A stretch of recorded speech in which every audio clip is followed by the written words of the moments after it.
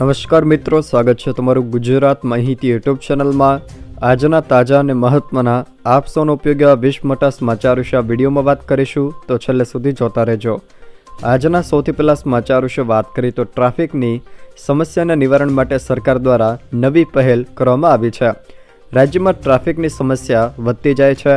આ ટ્રાફિકની સમસ્યાના નિવારણ માટે ગુજરાત સરકારે નવી પહેલ શરૂ કરી છે। રાજ્યમાં ટ્રાફિક સંબંધિત સમસ્યાઓના નિવારણ માટે ગુજરાત પોલીસ દ્વારા નવી હેલ્પલાઇન નંબર 18000233 1122 શરૂ કરવામાં આવી છે।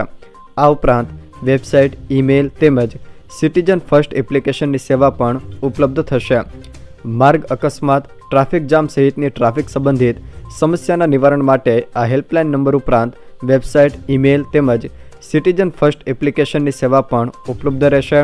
તમારે ટ્રાફિક સંબંધિત કે માર્ગ અકસ્માત સંબંધિત કોઈ પણ સમસ્યા હોય તો તમે આ હેલ્પલાઇન નંબર ઉપર તમારું સમસ્યાનું નિવારણ કરાવી શકો છો અને ફરિયાદ દાખલ કરાવી શકો છો। ત્યારબાદના મહત્વના સમાચાર વિશે વાત કરીએ તો હવે નેશનલ હાઈવે અને એક્સપ્રેસ વે પર 20 કિલોમીટર સુધી ટોલ ટેક્સ નહીં ભરવો પડે। આવી જાહેરાત પરિવહન મંત્રાલય દ્વારા કરવામાં આવી છે। માર્ગ પરિવહન અને ધોરીમાર્ગ મંત્રાલય દ્વારા મંગળવારે એક પ્રેસ રિલીઝ જાહેર કરવામાં આવી છે, જેમાં નેશનલ હાઈવે ફી નિયમ 2008માં મોટો ફેરફાર કરવામાં આવ્યો છે। નવા નિયમો મુજબ નેશનલ હાઈવે અને એક્સપ્રેસ વે પર 20 કિલોમીટર સુધીની મુસાફરી પર કોઈ ટેક્સ વસૂલવામાં આવશે નહીં। જોકે આનાથી વધુ મુસાફરી કરવા પર વાહન ચાલક પાસેથી કુલ અંતર પર ટેક્સ વસૂલવામાં આવશે। નીતિન ગડકરીએ તેને લઈને જાહેરાત કરી છે। જોકે હવે 20 કિલોમીટર સુધી હાઈવે પર વાહન ચલાવવા પર ટોલ ટેક્સ નહીં લાગે। જો કોઈ વાહન ગ્લોબલ નેવિગેશન સેટેલાઇટ સિસ્ટમ GNSSથી સજ્જ છે અને તે કામ કરી રહ્યું છે તો તે વાહનને હાઈવે અથવા તો એક્સપ્રેસ વે પર દરરોજ 20 કિલોમીટર સુધી ચલાવવા માટે કોઈ ટોલ ટેક્સ આપવો પડશે નહીં। જોકે આ સુવિધા ટેક્સી નંબરવાળા વાહનો માટે નથી, પરંતુ ફક્ત ખાનગી વાહનો ધરાવતા લોકો માટે જ ઉપલબ્ધ રહેશે। ત્યારબાદના મહત્વના સમાચાર વિશે વાત કરીએ તો મહાનગરપાલિકા વિસ્તારના દરેક ધારાસભ્યને તેમના મત વિસ્તારના રસ્તાના કામો માટે ₹2 કરોડની વધારાની ગ્રાન્ટને મુખ્યમંત્રી દ્વારા મંજૂરી આપવામાં આવી છે। શહેરોમાં ખાડા પૂરવા વધારાની ગ્રાન્ટનું થીગડું આપવામાં આવ્યું છે। મુખ્યમંત્રી ભૂપેન્દ્ર પટેલે મહાનગરપાલિકા વિસ્તારને ધારાસભ્યને મત વિસ્તારમાં રોડ રસ્તાના કામો માટે ધારાસભ્ય દીઠ ₹2 કરોડની વધારાની ગ્રાન્ટ મંજૂર કરી છે।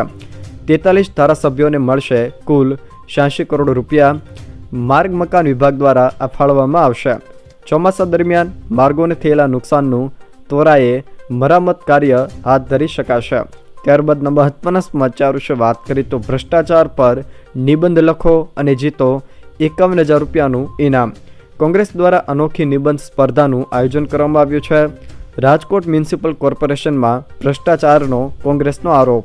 શ્રેષ્ઠ નિબંધ લખનારને ₹51,000નું ઇનામ આપવામાં આવશે, જ્યારે બીજા વિજેતાને 21,000 અને તૃતીય ઉમેદવારને ₹11,000નું ઇનામ આપવામાં આવશે। આમ તમે ભ્રષ્ટાચાર પર નિબંધ લખીને ₹51,000નું ઇનામ જીતી શકો છો। ત્યારબાદના મહત્વના સમાચાર વિશે વાત કરીએ તો સોના અને ચાંદીના ભાવમાં વધારો થયો છે। ગઈકાલે સોના અને ચાંદીના ભાવમાં થોડો વધારો જોવા મળ્યો છે, જેમાં 24 કેરેટ સોનું ₹241 વધીને ₹71,619 પ્રતિ 10 ગ્રામ, જ્યારે 22 કેરેટ સોનું વધીને ₹65,603 પ્રતિ 10 ગ્રામ થયું છે, જ્યારે ચાંદી ₹671 મોંઘી થઈને ₹82,151 પ્રતિ કિલો પર પહોંચી ગઈ છે। જોકે સોના અને ચાંદીના ભાવમાં છેલ્લા કેટલાક દિવસોથી સતત ઘટાડો થઈ રહ્યો હતો, જે હવે વધી રહ્યો છે। ત્યારબાદના મહત્વના સમાચાર વિશે વાત કરીએ તો સુરતમાં ગણેશ પંડાલ પર પથ્થરમારાની ઘટનાને લઈને મહત્વના સમાચાર સામે આવ્યા છે। 23 આરોપીઓના 2 દિવસના રિમાન્ડ મંજૂર કરવામાં આવ્યા છે। સુરત શહેરના સૈયદપુરા વિસ્તારમાં રવિવારે રાત્રે ગણેશ પંડાલ પર થયેલા પથ્થરમારાની ઘટનામાં પકડાયેલા 27 આરોપીઓને કોર્ટમાં રજૂ કરવામાં આવ્યા હતા, જેમાંથી 23 આરોપીઓના કોર્ટે 2 દિવસના રિમાન્ડ મંજૂર કર્યા છે। ત્યારબાદના મહત્વના સમાચાર વિશે વાત કરીએ તો કચ્છમાં ભેદી બીમારીના કારણે હડકંપ, મંત્રીઓ થયા દોડતા। કચ્છમાં ગઈકાલે વધુ પણ એક મોત થતાં હડકંપ મચ્યો હતો।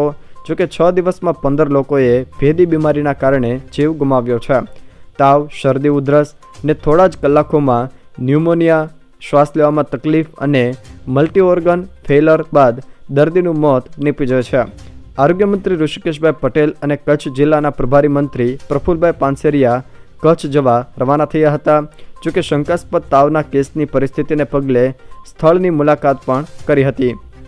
ત્યારબાદના મહત્વના સમાચાર વિશે વાત કરીએ તો આજે અંબાલાલ પટેલ દ્વારા વરસાદને લઈને મહત્વની આગાહી કરવામાં આવી છે. અંબાલાલ પટેલે આગાહી કરી છે કે આજથી રાજ્યમાં વધુ એક વરસાદનો રાઉન્ડ શરૂ થશે. બંગાળના ઉપસાગરમાં ડીપ ડિપ્રેશન સક્રિય થયું છે, તેથી ગુજરાત, રાજસ્થાન અને બિહારમાં ભારે વરસાદની શક્યતા છે. જોકે અમુક સ્થળોએ 14 ઇંચ જેટલો વરસાદ વરસવાની શક્યતા અંબાલાલ પટેલ દ્વારા વ્યક્ત કરવામાં આવી છે. પંચમહાલમાં ભારે વરસાદ બાદ પૂર આવી શકે છે. જોકે નર્મદા નદીમાં જળ સપાટી વધી શકે છે. આમ ફરી એકવાર ગુજરાતમાં મેઘરાજા કહેર વરસાવી શકે છે. ત્યારબાદના મહત્વના સમાચાર વિશે વાત કરીએ તો પોલીસ ભરતીને લઈને મહત્વના સમાચાર સામે આવ્યા છે. ગુજરાતમાં પોલીસ ભરતી બોર્ડના અધ્યક્ષ હસમુખ પટેલે ટ્વીટ કરી છે કે લોકરક્ષક અને પીએસઆઈ ભરતી માટે 1,54,000 જેટલી અરજીઓ કન્ફર્મ થઈ છે. પોલીસ ભરતીના બીજા તબક્કામાં મોટા પ્રમાણમાં આ અરજીઓ નક્કી થઈ ગઈ છે. ભરતી માટે અરજી કરવાના બીજા તબક્કાનો છેલ્લો દિવસ 9 સપ્ટેમ્બરે હતો. ઉલ્લેખનીય છે કે ભરતીમાં અગાઉ 10.26 લાખ અરજીઓ થઈ હતી. અહેવાલ છે કે નવેમ્બર અથવા તો ડિસેમ્બરમાં તબક્કાવાર શારીરિક કસોટી પણ લેવાઈ શકે છે. ત્યારબાદના મહત્વના સમાચાર વિશે વાત કરીએ તો સૌરાષ્ટ્ર માર્કેટિંગ યાર્ડમાં ચાઇનીઝ લસણનો વિવાદ વકર્યો છે. ભારતમાં ચાઇનીઝ લસણની આયાત ઉપર દાયકાથી પ્રતિબંધ છે, છતાં ગોંડલમાં ચાઇનીઝ લસણની 4-5 ગુણી ઠલવાઈ જતાં સૌરાષ્ટ્રના વેપારીઓ અને ખેડૂતોમાં રોષ જાગ્યો છે. જોકે સરકાર આ અંગે ઊંડી તપાસ કરીને આયાત અટકાવે તેવી માંગણી સાથે રાજકોટ સહિત સૌરાષ્ટ્રના યાર્ડમાં લસણની હરાજી બંધ રાખીને વિરોધ કરવાનું એલાન અપાયું છે. જોકે ચાઇનીઝ લસણ મામલે વિરોધ થતાં યાર્ડ દ્વારા નિર્ણય લેવામાં આવ્યો છે. ત્યારબાદના મહત્વના સમાચાર વિશે વાત કરીએ તો મણિપુરમાં હિંસાના કારણે રાજ્યમાં 15 સપ્ટેમ્બર સુધી ઇન્ટરનેટ બંધ કરવામાં આવ્યું છે. મણિપુર સરકારે ગઈકાલે બપોરે 3 વાગ્યાથી 15 સપ્ટેમ્બરના રોજ બપોરે 3 વાગ્યા સુધી 5 દિવસ માટે રાજ્યમાં ઇન્ટરનેટ અને મોબાઈલ ડેટા અસ્થાયી રૂપે સ્થગિત કરવામાં આવ્યો છે. જોકે મણિપુરમાં હિંસાની ઘટનાને લઈને આ મહત્વની જાહેરાત કરવામાં આવી છે. ત્યારબાદના મહત્વના સમાચાર વિશે વાત કરીએ તો ભારે વરસાદના કારણે ગુજરાતમાં થયેલા નુકસાનીને મામલે મોટા સમાચાર સામે આવ્યા છે.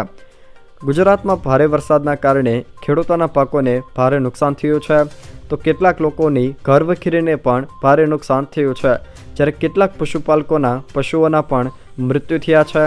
ત્યારે કેન્દ્ર સરકારની ટીમ આજથી ગુજરાતની મુલાકાતે આવશે. ગુજરાતના વરસાદ અને પૂર પ્રભાવિત વિસ્તારોની મુલાકાત લેશે.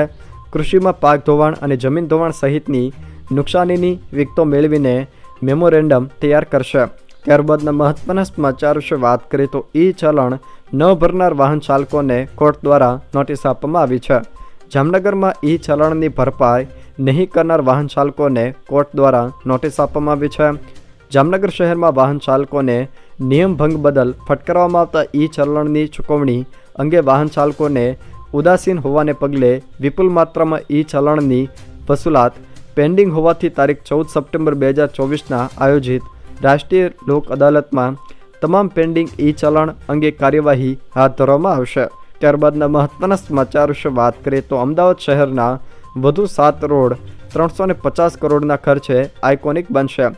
વડાપ્રધાન નરેન્દ્ર મોદીના હસ્તે આઇકોનિક રોડના ખાતમુહૂર્ત કરાવાશે. રાહદારીઓ અને વાહન ચાલકોની સુવિધા ઉપર ભાર મૂકવામાં આવી રહ્યો છે. અમદાવાદ શહેરના એરપોર્ટ સર્કલથી ઇન્દિરા બ્રિજ સર્કલ સુધીના માર્ગને આઇકોનિક બનાવ્યા બાદ હવે મ્યુનિસિપલ સત્તાધીશોએ 350 કરોડના ખર્ચે શહેરના અન્ય 7 રસ્તાઓને પણ આઇકોનિક રીતે વિકસાવવાનો નિર્ણય કર્યો છે. આ પ્રોજેક્ટનું ખાતમુહૂર્ત વડાપ્રધાન નરેન્દ્ર મોદીના હસ્તે થવાની શક્યતાઓ છે. જો મિત્રો આ વિડીયો તમને પસંદ આવ્યો હોય તો વિડીયોને લાઇક કરો, તમારા મિત્રો સાથે શેર કરો અને જો તમે મારી ચેનલમાં નવા હો તો ચેનલને સબસ્ક્રાઈબ જરૂર કરજો, જેથી મારા આવનારા તમામ વિડીયોની માહિતી તમારા સુધી પહોંચી શકે.